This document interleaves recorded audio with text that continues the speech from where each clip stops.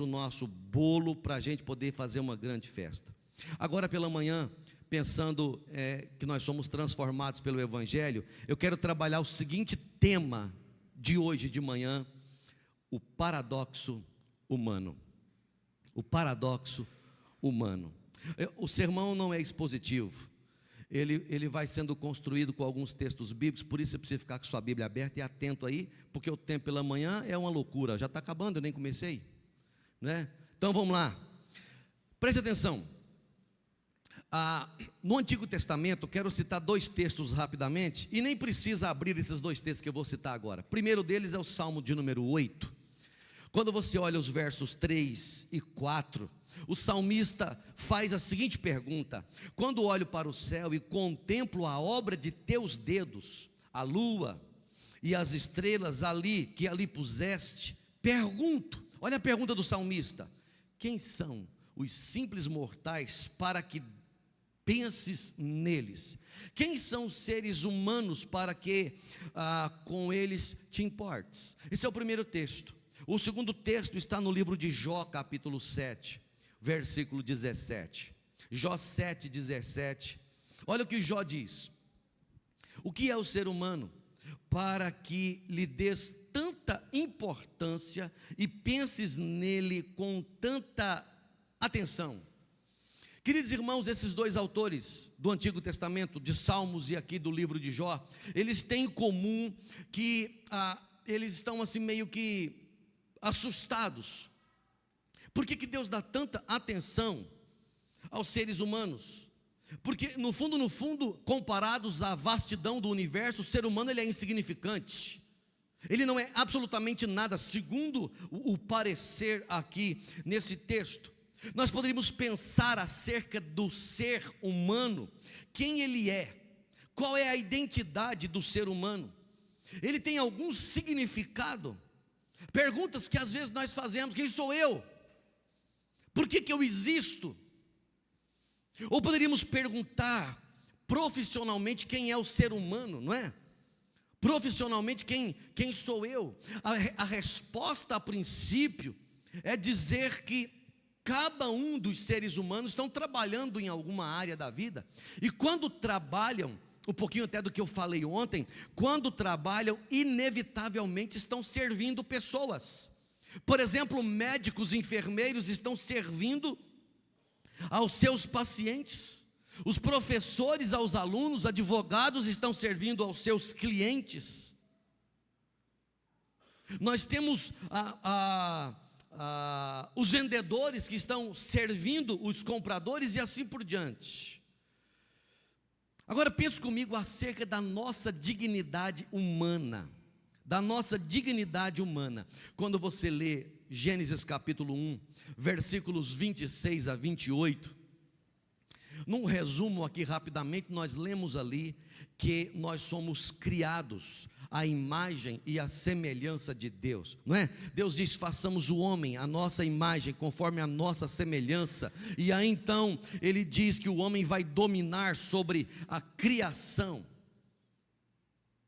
O homem vai dominar sobre a criação. Qual é a minha ênfase agora acerca da dignidade humana? É o fato de que o ser humano é criado à imagem e semelhança de Deus. Nesse sentido, há uma distinção clara entre os seres humanos, que é o clímax da criação, e os animais, que foram criados, foram registrados anteriormente nesse texto aí que nós acabamos de citar. Há uma diferença entre os seres humanos e os animais. Existem detalhes que são semelhantes, não é? Entre os animais e os seres humanos. Por exemplo, o fôlego de vida, eles têm, nós também. Ou a questão da responsabilidade de se multiplicar, eles têm, nós também. Mas essa é a grande diferença, digamos assim: os seres humanos são semelhantes a Deus. É por isso que nós devemos ter vergonha quando, como seres humanos criados à imagem e semelhança de Deus, nos comportamos como animais. Ou deveríamos ter vergonha quando animais se comportam como seres humanos, fazendo coisas boas por instinto, melhor do que a que nós fazemos por escolha. Deveríamos ter vergonha, porque a diferença é gigante nesse sentido. Por sermos nós, amados irmãos, semelhantes a Deus, cada um de nós, presta atenção nisso, tem 5 privilégios. 5 privilégios dos quais os animais não têm. Primeiro deles é compreensão. Segundo deles é escolha moral. Terceiro privilégio é a criatividade. O quarto privilégio é o amor. E o quinto privilégio é a bênção da comunhão com Deus. Primeiro privilégio, compreensão. Pastor, o senhor está falando do quê? Que na nossa dignidade de sermos semelhantes a Deus, nós temos racionalidade autoconsciente. Racionalidade autoconsciente. Somos capazes de pensar. Nós somos capazes de raciocinar. É verdade, a inteligência artificial também faz isso. É verdade. Se você olhar para o computador, ele processa uma quantidade enorme de dados muito mais rápido que nós. Eles falam, eles já estão conversando, e vão fazer coisas ainda maiores e mais assustadoras do que nós estamos vendo hoje em dia. Mas tem algo que a máquina, que a tecnologia, que os computadores jamais vai conseguir fazer, porque tem a ver com o ser humano criado à imagem e à semelhança de Deus, que é dar origem a novos pensamentos. Máquina nenhuma pode dar origem a novos pensamentos, porque isso é uma dignidade que Deus deu ao homem por ser criado à imagem e à semelhança dele. Além disso, Deus deu para a gente como privilégio a escolha moral, a capacidade de fazer escolhas morais. Nós somos falíveis, nós refletimos nossa cultura, nós refletimos a nossa educação, é verdade, mas de qualquer forma, dentro da minha pessoa e da sua pessoa, existem sinais de alerta, mostrando sempre que algumas coisas são certas e outras são erradas. Tem isso em nós, porque fomos criados à imagem e à semelhança de Deus. Além disso, temos a dignidade da criatividade. Sabe aquele poder criativo, o poder artístico? Deus nos chama a uma administração, amados irmãos, do ambiente natural. E junto com a pessoa de Deus, nós somos chamados para desenvolver esse ambiente pensando no bem comum, no bem das pessoas. Esse é o papel da igreja, pensando no bem comum. Então nós podemos, como seres humanos, pintar, nós podemos construir, nós podemos esculpir, nós podemos dançar, podemos sonhar, nós podemos escrever poesias, nós podemos fazer música, nós somos capazes de apreciar coisas que são belas. Deus deu para a gente esse privilégio. Um outro privilégio é o amor.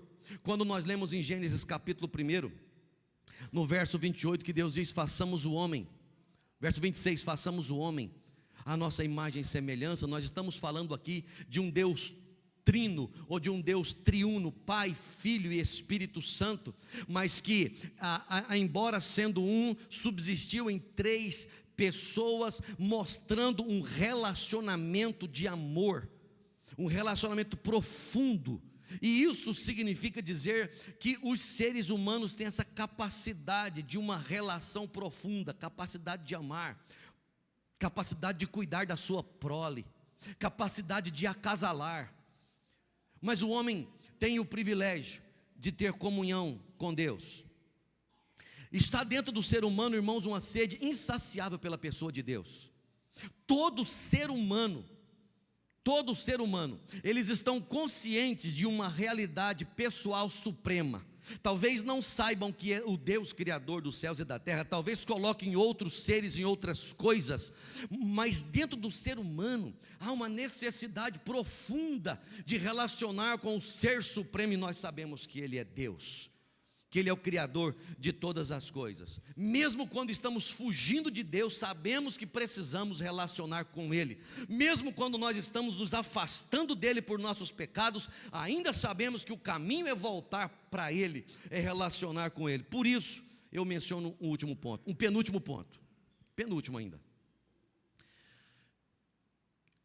Além da dignidade humana, porque fomos criados imagem e semelhança de Deus, nós temos que pensar também na nossa depravação humana. A depravação humana. Preste atenção nesse texto, Marcos capítulo 7, versículos 14 e 15. Marcos 7, versículos 14 e 15, a princípio. Olhem na tela o que esse texto diz. Jesus chamou a multidão para perto de si e disse: ouçam todos vocês e procurem entender. Verso 15: não é o que entra no corpo que os contamina, vocês se contaminam com o que sai do coração. Coloca o verso 21, por favor. Pois de dentro do coração da pessoa vem maus pensamentos, imoralidade sexual, roubo, homicídio. 22 e 23. Adultério, cobiça, perversidade, engano, paixões carnais, invejas, calúnias, orgulho, insensatez. Todas essas coisas desprezíveis vêm de dentro, são elas que os contaminam. Preste atenção aqui no raciocínio. Embora tenhamos sido criados imagem e semelhança de Deus, com todos esses privilégios que eu acabei de citar, a nossa imagem foi manchada pelo pecado, a nossa imagem foi borrada pelo pecado. Nós aprendemos aqui com o nosso Senhor Jesus Cristo que nós podemos fazer coisas boas, mas nós podemos fazer muitas coisas ruins. Nós somos egocêntricos, irmãos. Se você olhar esse texto de Marcos, nós vamos perceber a questão de assassinato, adultério, roubo, calúnias, invejas. O Senhor Jesus vem dizer que isso vem de dentro do nosso coração. Então preste atenção, não é o ambiente, não é a questão de educação falha. Desde sempre, desde a minha juventude, que eu entendo um pouco mais, as pessoas vêm pensando que no futuro as coisas vão melhorar. Os políticos vão dizer, vamos melhorar, vamos investir pesado na educação, porque as coisas vão melhorar, e eles falam que vão investir, que vão investir, que vão investir, em todos os países as coisas só pioram. Por quê? Porque é impossível resolver o problema do planeta por meio dessas coisas. Por quê? Porque o coração do homem é depravado, é de dentro do coração que surgem esses problemas. É o que está aqui dentro que contamina o que está aqui fora. Então, nós somos feitos à imagem e semelhança de Deus, mas agora por causa do pecado, nós nos tornamos desqualificados para viver com Deus. E aí então vem esse paradoxo. O que resulta desse paradoxo? Da nossa dignidade humana, criada à semelhança de Deus, mas também da nossa indignidade por causa da depravação do pecado. O que resulta disso aqui? Já percebeu esse paradoxo? Nós somos capazes, como seres humanos, por exemplo, de inventar hospitais para cuidar de doentes. Nós somos capazes de criar universidade para poder adquirir conhecimento. Inventamos a questão de governos para que o povo pudesse ser liderado de maneira justa, igrejas para poder adorar a Deus. Que coisa linda, manifestação da dignidade humana, mas a depravação total do ser humano também é evidente quando, por exemplo, nós inventamos a câmara de tortura, quando, por exemplo, nós criamos campos de concentração, arsenais nucleares. Olha o paradoxo da vida humana. Com isso, diante desse paradoxo, nós precisamos entender duas coisas. Primeiro, a necessidade de redenção pessoal. Precisamos entender isso. Como o mal está enraizado dentro de nós somos incapazes de nos salvar, irmãos. Somos incapazes de resolver o nosso problema. Há uma necessidade profunda, urgente de redenção. Nós precisamos de começo. Nós precisamos de um coração novo. Nós precisamos de uma nova criação. De uma nova criação. Nós precisamos entender que é impossível isso não ser mudado, resolvido, porque nós fomos criados à imagem e semelhança de Deus. Isso tem que ser resolvido, isso será resolvido. Por isso que quando olhamos para a palavra de Deus, nós percebemos que Deus veio até nós na pessoa de Jesus. Não é assim? Deus veio até nós na pessoa de Jesus. Ele nos perseguiu até aquela agonia ali da cruz. Nós olhamos para a palavra de Deus e percebemos que Ele tomou o nosso lugar, que Ele suportou o nosso pecado. Percebemos que Ele morreu a nossa morte para que nós pudéssemos ser perdoados. E sabe, amados irmãos, a Bíblia diz que ao terceiro dia o Senhor Jesus ressuscitou de entre os mortos, subiu aos céus. E aqui está a cartada que mexe com o dia de hoje. Ele sobe aos céus e ele envia o Espírito Santo. E o Espírito Santo, ele é capaz de entrar em nossa personalidade, no nosso mundo interior, e nos mudar, começando de dentro e não de fora. É isso que o Evangelho faz. Por isso nós somos transformados pelo Evangelho. Nesse paradoxo humano, Deus faz isso conosco. Não tem notícia melhor do que essa. Não tem notícia melhor do que essa. A outra questão é a questão do progresso social. Algumas pessoas pensam o seguinte, que nós vamos resolver, como eu acabei de dizer agora, nós vamos resolver o problema dessa humanidade. As coisas vão ficar melhor. Deixa eu dizer uma coisa para você. Existem sinais ainda da imagem de Deus em nós. É por isso que as pessoas, mesmo não sendo cristãs, elas preferem o bem ao mal, a justiça à injustiça. Ainda assim elas fazem isso. Só que o mundo não vai melhorar por causa disso. A razão é que os seres humanos são distorcidos pelo egocentrismo. Essa é a razão. Então, o que é que o Evangelho nos ensina? Que a nossa expectativa deve ser que haverá ainda um lar de justiça, haverá ainda um lar perfeito, haverá ainda um lar cheio de amor, mas esse lar chegará quando Jesus voltar para buscar a sua igreja. Até lá, nós vamos continuar entendendo que nós estamos vivendo num paradoxo, e que nós somos chamados para sermos aqui nessa terra representantes do Senhor Jesus, para convidar as pessoas a reconciliarem-se com Deus. Que Deus nos abençoe no sentido de não deixar nenhum de nós desapontados com os problemas desse mundo, mas pelo contrário, nos ajudando a olhar firmemente para o autor e consumador da nossa fé, sabendo que Deus está nos redimindo todo dia, embora salvos, mas ainda não plenamente, porque precisamos chegar na glória. E as coisas não mudam como gostaríamos que mudasse, sabe por quê? Porque a promessa de Deus não é redenção plena e total aqui. A redenção começa aqui, mas termina na eternidade. Por isso os nossos olhos têm que ser tirados daqui e colocados na eternidade. A igreja está aqui, trabalha aqui, luta aqui, mas como representantes do Senhor nesse lugar, como embaixadores do Senhor nessa terra, chamando o povo para olhar para a eternidade, onde é a nossa pátria final. Assim como Abraão fez, como Moisés fez, como tantos outros fizeram, nós olhamos para uma pátria superior e durável. O Evangelho nos transforma dessa forma e somos chamados para transformar o mundo também. Vamos ficar de pé e vamos orar? Paradoxo humano.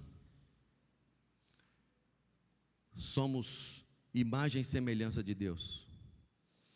Temos coisas lindas, privilégios que Deus nos deu, mas foram borrados pelo pecado. Por isso precisamos da cruz.